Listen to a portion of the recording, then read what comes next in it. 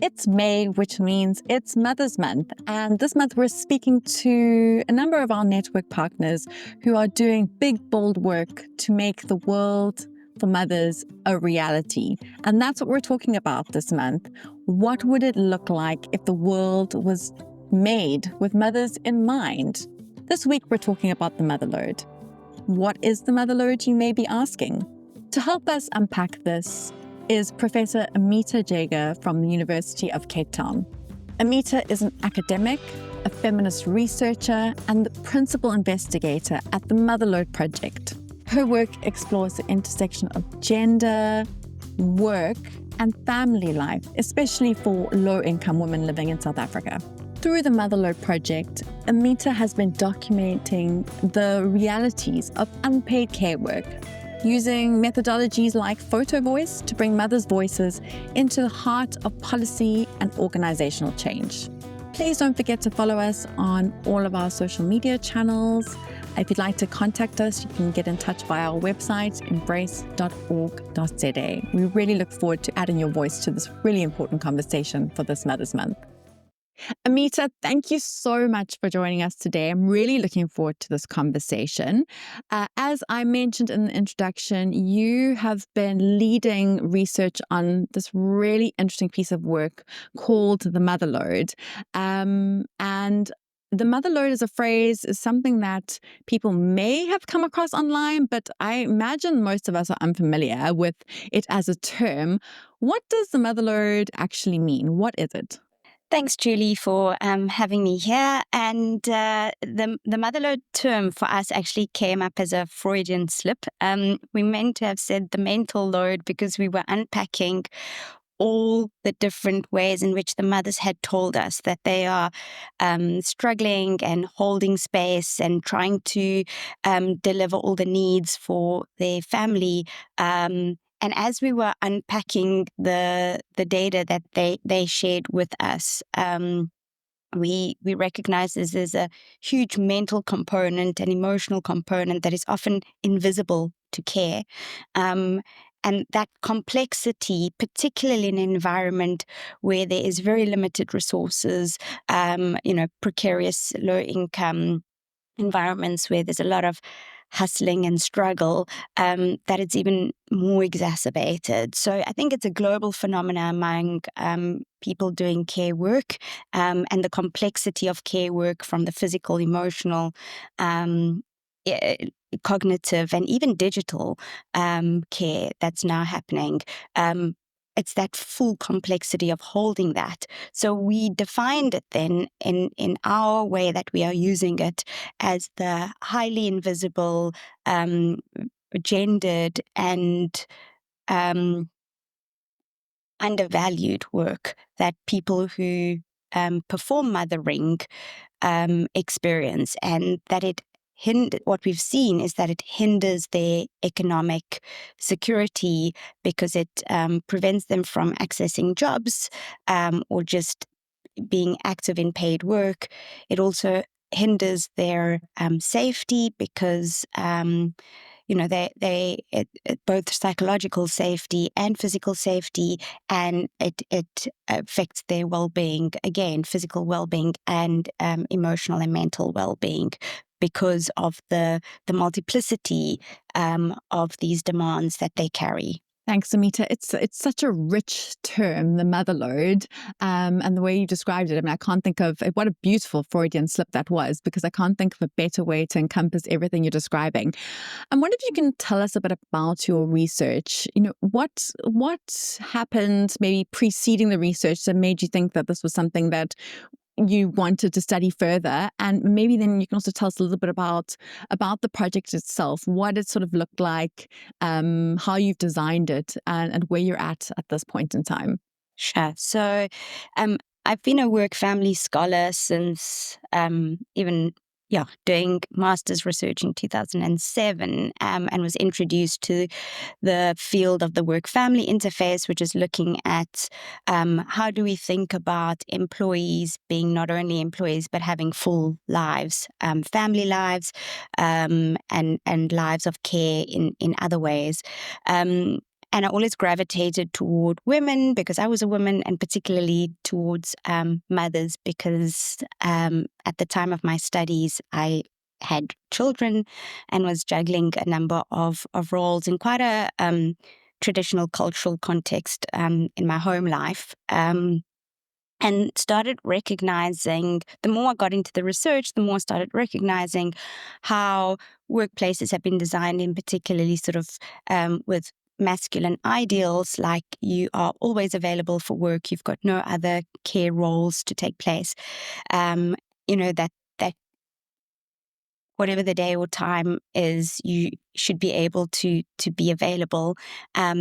And the under recognition of the roles that play out, but also the lack of value for those roles. And so along the path, I started recognizing sort of the societal value. It moved very much from a workplace perspective as an organizational psychologist to a societal value of what it means to not value care and all the care work that has to be done to uphold societies. And that became particularly pertinent during COVID, when a lot of work was happening in the household. People were moving to homes to do their work, but then also recognizing the divide in South Africa with a particularly unequal society where, if you didn't have the privilege of being a remote worker, you actually lost your job, and what that meant. And I'd been doing, just prior to COVID, in a research sort of group, been doing a lot of work on breastfeeding, supporting breastfeeding at work for low-income women, particularly in clothing factories. So I had some understanding of the context of low-income households. And so during COVID, I began really wondering about the complexity of what it meant to be low income during COVID, without a job, having all the mothering roles, which we knew were the care roles in this context were often mostly placed on women, with no to very little resources. And the economic or econometric data that was coming out for South Africa from NIDS CRAM was that in those households, particularly low-income households where women were the primary breadwinners, they were really experiencing struggles with income loss, but also all the demands with children being at home, the extra need for food and care, and how hunger was increasing at a rapid rate. And then in those households where mothers were shielding to offer whatever food they had to their children, and they were going hungry, that there was increased episodes of depression. And so I wanted to try understand, but through a qualitative way, what that actually meant. What did the depression mean? What did the hunger mean? What were the consequences of that loss of the job? What did it mean to do all that care work in your home? And at the same time had moved very much from being a quantitative researcher to a qualitative, and becoming more interested in decolonial ways of thinking, because in the breastfeeding work, what I was noticing repeatedly was how the policies that were in place, for example, maternity leave, breastfeeding breaks when you return to work in the Basic Conditions of Employment Act, were not reaching low-income women. And there were a number of hidden costs. So it was where well-intended policy was actually causing unintended harms for particularly low-income women, and how middle-class women had privileges like accessing UIF via, online platforms, or accessing or having options of remote work, which weren't available to low-income women. And through the project, UCT had a call for a Grand Challenges pilot project, and I saw it as a perfect opportunity to put together. It had to be an interdisciplinary team, so we brought on Fiona Ross from anthropology, Jane Battersby from environmental and geographical science, who had who has expertise in food systems, to think through the complexity of work, family, hunger, care, and well-being.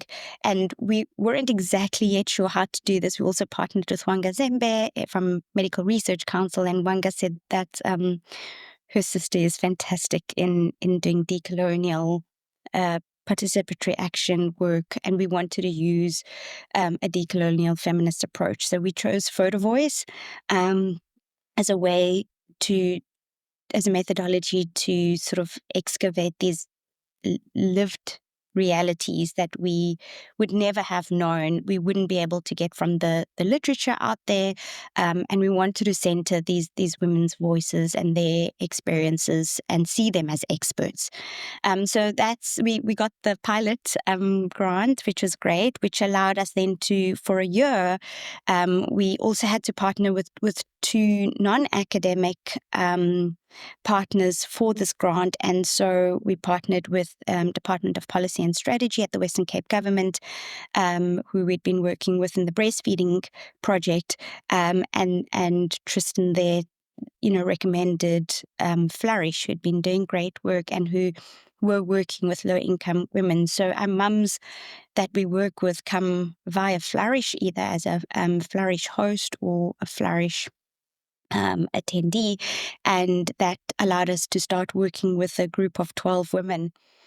And so we were able to work with the women across the year, first trying to understand what are their strengths, their struggles, and their needs, and they took photographs of that for us, and really through individual and collective analysis of the mums, first individually telling us their personal stories, and then collectively what it means to be low-income women mothering in these contexts, gave us deep insight into looking at a far more integrated way of seeing the possibilities and the problems, and that allowed us to look at the ways in which there's intersecting realities, both at an individual level because of just being poor, being we're only working with Black women,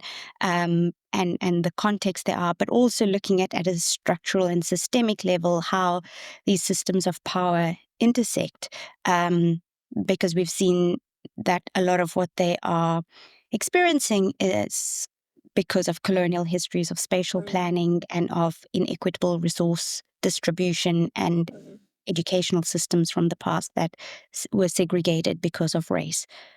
And so we culminated the pilot in using a powerful photo voice exhibition where we sort of co-curated with the mums, trying to ensure that the message they wanted to get across was given an opportunity. So they put together a call to action, and their three sort of calls to action out of the hundreds of issues that surfaced was that they wanted economic security. So they wanted financial security because a number of their issues they felt could be addressed if they had enough money. And it wasn't just about jobs, creating jobs. It was about creating jobs that thought about the employee or the person performing the job would also have care responsibilities. So then what could a job look like? What could employment look like for somebody who carries a huge amount of caregiving responsibilities, often in a context that is not safe for young children to be independent.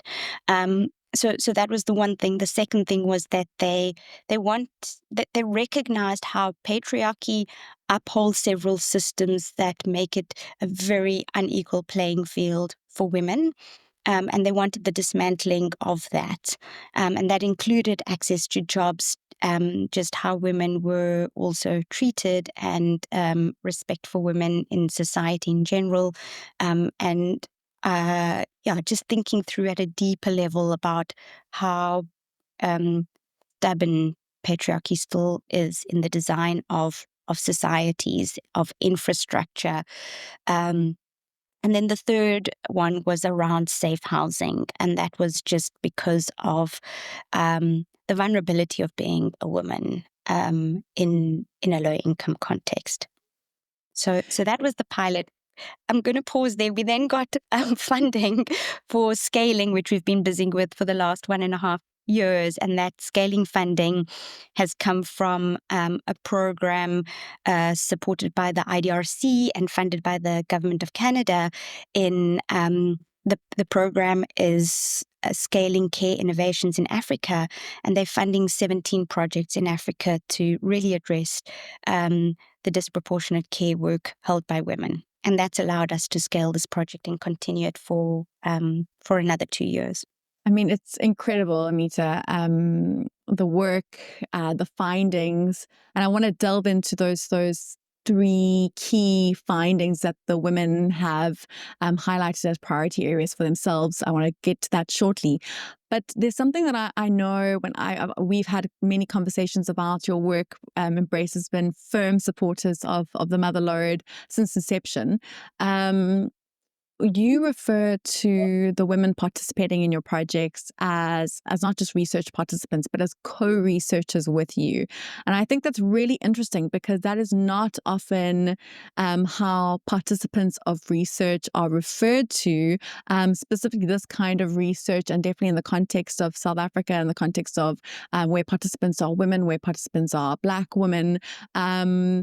So you're very intentional, and I kind of want to understand if you could maybe just tell us a little bit more about why you refer to them as co-researchers, and ultimately why that matters. And I'm going to assume, and you can tell me if I'm right or wrong, but that it has something about the value of them and kind of how this speaks to care work as a concept.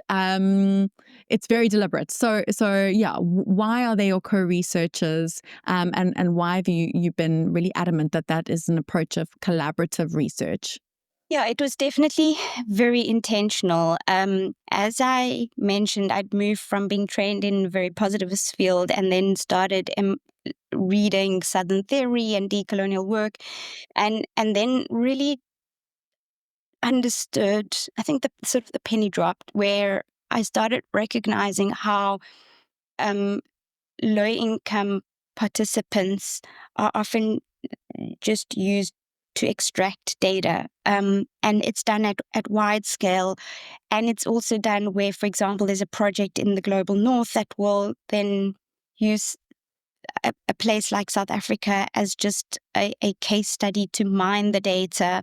The data never comes back to the participants. The benefit to that particular community is often non-existent. And so my understanding of how extractive data collection can be and research can be, even with good intentions, I became so much more aware, and it really made me uncomfortable with then approaching research in any other way. And when I was listening to the mums in the breastfeeding project offer us solutions and offer us insights into their reality, which I'd never seen in any academic sort of writing in my field at the time, it made me realize sort of the combination of reading in the decolonial space and hearing the women made me realize that they are crucial to being part of it. I've also been very fortunate to be able to put together a team of people who care deeply about being intentional around seeing the women in the project as holders of expert knowledge. And so, I don't know if it's because we selected team members who have the same value system. It might very well be because I think what's also been a real sort of winning point of the project is that whoever we work with has this, what is core to them is that the mums are the experts. We cannot do this work without them. And so when we planned the research, we thought through what are the barriers to low-income women participating in a project like this if we see them as experts. So, we pay a daily living wage. We ensure that we have childminders on at the workshop premises so that the childminders can take care of the mums, where the childminders themselves are employed at a living wage. So those fundamentals of sort of treating individuals, particularly from low income, as experts. They expert caregivers, they expert mothers. We ensure that, there's basic necessities, because the mums told us that nappies and food for their children are difficult to constantly provide. So we ensure that the days that they are with us, there's those basic necessities for their kids so they don't have the added stress. We recognize that in this country, with transport issues and the cost of it and the complexity of it, and when we want our mums to be able to give their best and they're not tired, we ensure that they are able to travel with a private transport system, and we ensure that our days are not too long so they don't get home when it's dark. So all the sort of challenges that they face in trying to access income and learn skills, we ensure that it is available to them on the days that they work with us, so that they feel that we see them as experts. We also ensure that the venue we use has Wi-Fi that they can all access, because we know that Wi-Fi isn't always available to them. So it is really intentional. And then the most recent development is that throughout the pilot and the scaling project, we've recognized that the trauma that these mums hold are long-standing traumas, but also working with them sometimes taps into past traumas. And the work we do, the work that comes up is often really heavy because it's talking about care, and it's often something they've experienced very little of themselves, but are constantly giving of it. And we initially had budgeted for social workers so that we could refer moms who we knew were had become upset in the space, or had a difficulty or a trauma that was revisited. And they said that it doesn't help, because they just continue to have to talk to somebody, then they get transferred, and they still have to go back to the very same context. So what we've recently introduced, and we've started with the research team first, is healing sessions. And so firstly, recognizing that this type of work also affects the researchers and our students who are part of the research project. And so we're going through healing sessions on, firstly, how to regulate our own nervous system before engaging in this work, but then also holding the space for the mums and also now the dads in this space, because the dads have also raised, histories of trauma. So how do we create a space that these women and men can feel it's a safe space? And then also, how do we equip ourselves and the teams to be able to really just regulate our nervous systems to go? And I was reading something the other day, because I tried it out with my students, and somebody had written in a reflection that stressed teachers make stressed students. And it's very much, if we walk into the space stressed or feeling overwhelmed, we create a space of that. And we've tried very hard to ensure that we equip the mums now. So the mums will go through this in June, and the dads will go through it a little bit later, where they are able to not feel like they have to rely on social workers to help them immediately, but that they've been equipped with tools of how to breathe, how to become, find some calm in a space of trauma, and that they feel they'll have access to that at any moment in time.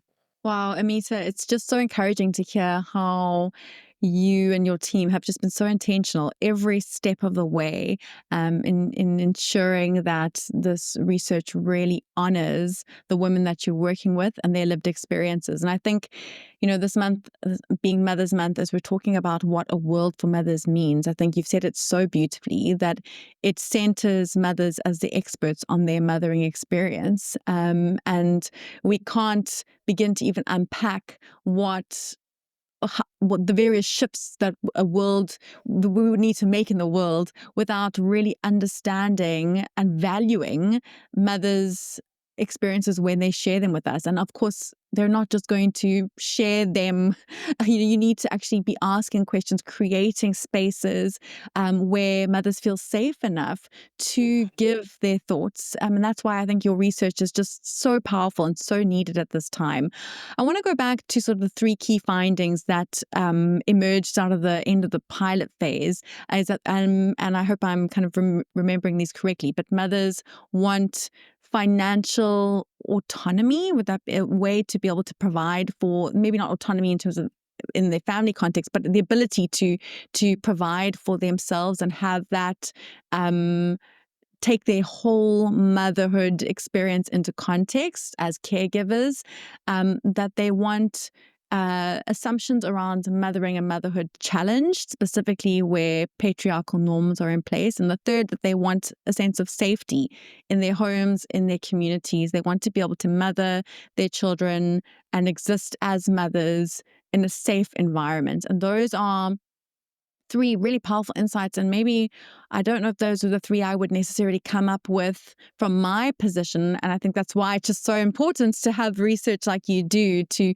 really listen to what matters most to mothers. So having had those three brought forward, or surfaced, should I say, how do you envision the research that you're doing could be a part of influencing some really critical policy shifts changes in systems to make that a reality, not just for the mothers in your program, but for other mothers who are in similar contexts? Yeah, so I think the project offers two ways to rethink policy, and the one is around the content. So from a content point of view, the mums have really shown us through the pilot and through the scaling, because in the scaling, a number of the themes sort of reiterated what came out in the pilot, but at a far more complex and deeper level. So I think what came up is that systems continue to lack integration. So it still feels like systems are being developed, possibly from somebody who's not living in the context of a low income mum, but they are also not recognizing the mum and the child as a dyad. So, for example, systems that just don't speak to each other. A transport system might be improved, but it might not be in alignment with a healthcare system that operates at certain times. So a mum, for example, said that she was discharged at 3 a.m. in the morning with a little child, but then there is no transport at that time. Exactly. And then, for example, like school children who need to leave at the same time that a mother has to leave for a job, means that jobs are not designed to consider that we don't have safe public transport systems or schools close enough for children to walk on their own to school. But yet a job starts at the same time and it takes a mum a long time to commute. And so those two systems are not talking to each other because the environment is not safe. And so it's these systems. Another mum said that the healthcare system tried to coordinate appointments where the child and the mum can come on the same day, perhaps with the thinking of it's one trip.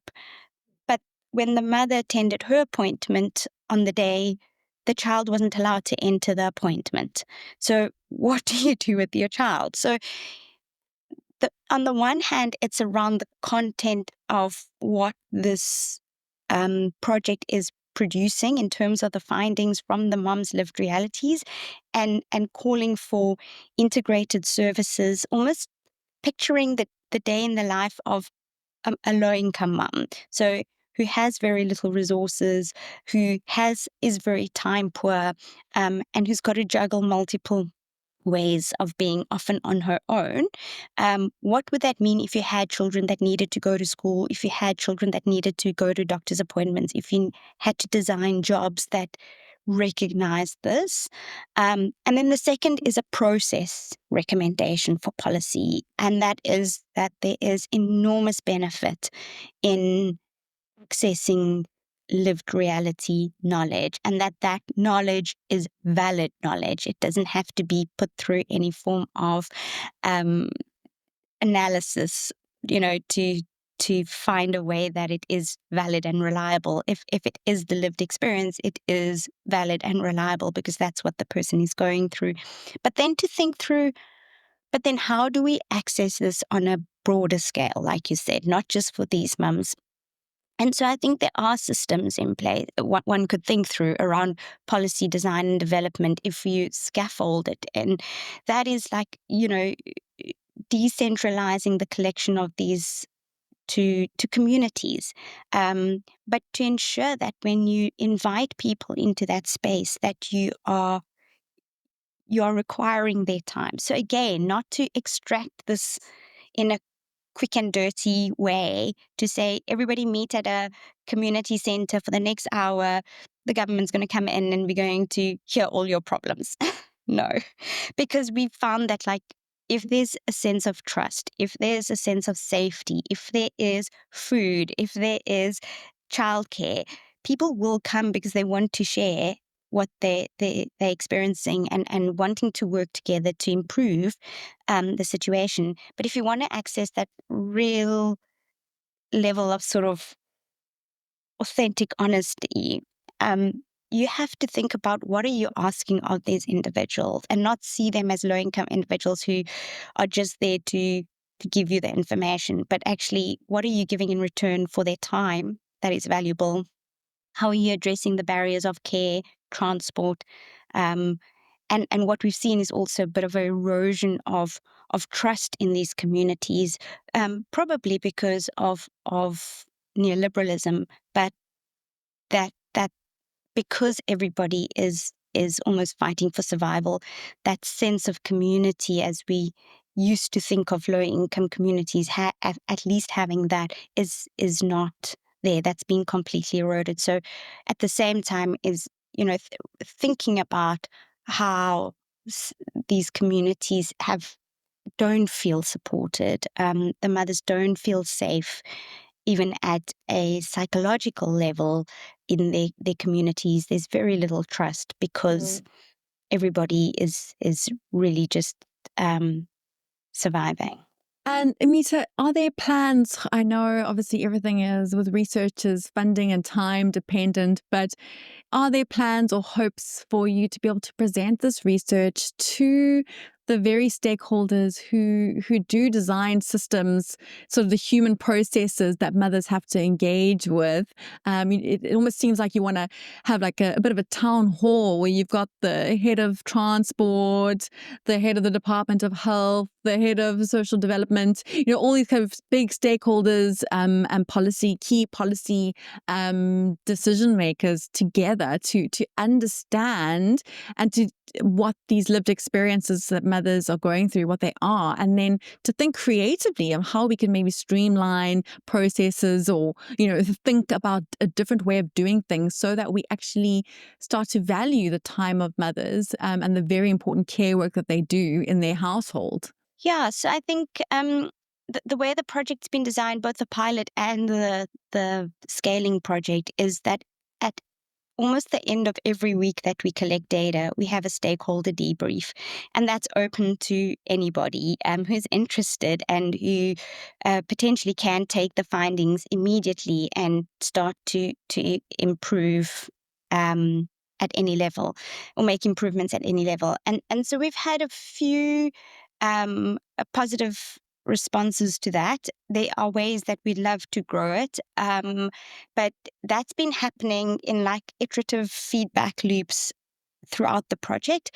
And then for the pilot's photo voice exhibition did serve that purpose to some extent, and we're hoping that the second exhibition, which would be the culmination of the 2-year scaling project, would have a similar effect. So we might think of calling everybody into a room, but I think the photo voice exhibition, where the mums get to speak to this, the dads get to speak to their photos, they put forward their call to action, is also a very powerful way to engage these stakeholders, where they're really seeing it in in first-hand encounters, and can engage with the women and the men directly. And I think that was powerful in the exhibition of the pilot, is that the mums who are co-researchers, they opened the exhibition, they told their stories, they walked around engaging with the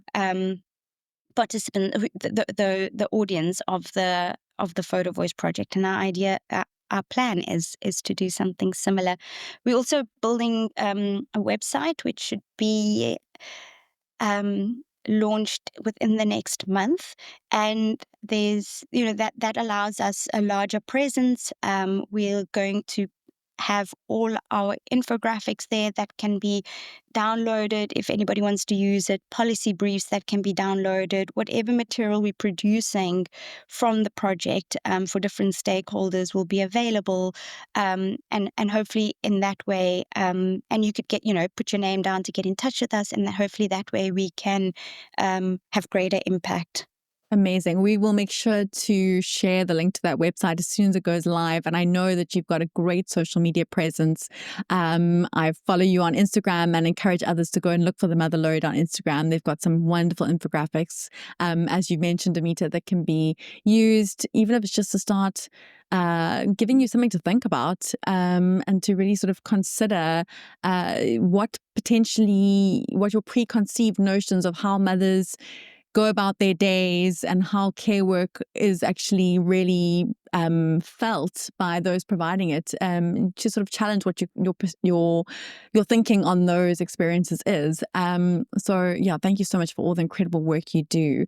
Ameeta, I'm going to ask you, so this next one's a bit of a rapid fire sort of end the sentence for me. A world that's designed for mothers looks like... Finish that sentence. What does it look like, a world for mothers? Oh, there's so many. But, so where that mostly the invisible load is made very visible from a young age, of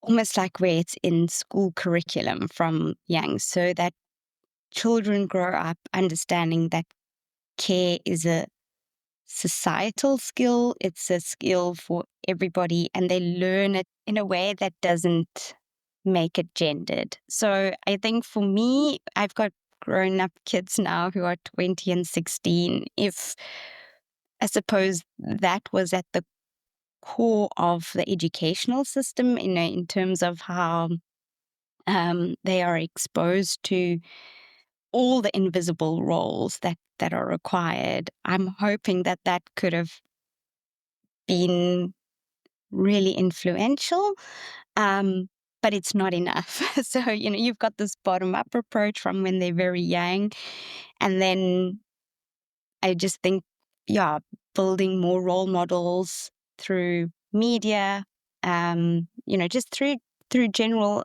advertising in ways that are actively dismantling patriarchy, I think would be a world for me that cares for mothers, that visibilizes everything that does, and then that values it. So thinking around how do we raise the value and see it as incredibly important work. I don't know if that answers it. I think I think that answers it and more. That gives us so much to chew over. Ameeta, thank you so much for your time today. Thank you for sharing your work.